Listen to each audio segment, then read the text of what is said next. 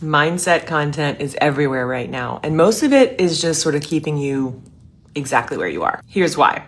Affirmations, vision boards, those are not the problem. It's more that none of those things tend to really touch on what's actually running the show.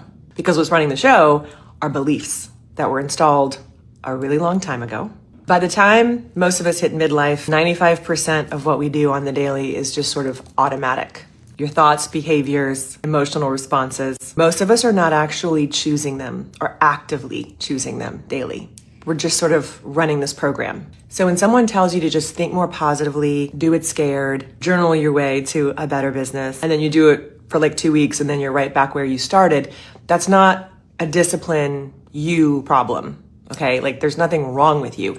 It's just because that's the way your brain is wired. It's wired for safety.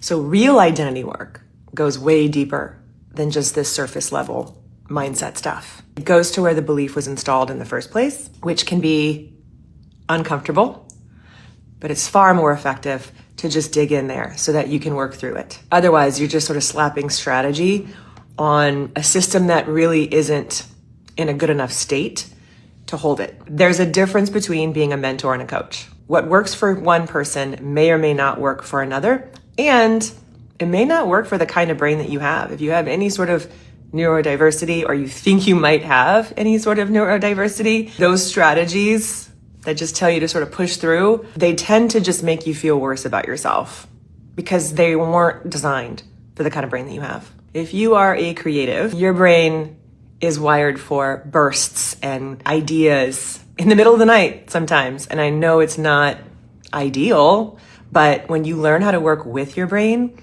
instead of fighting against it or trying to fit into someone else's model of what you think it should look like, there's so much freedom and empowerment there. And that's the kind of work that I do. So if you like that kind of stuff, I talk about it a lot here.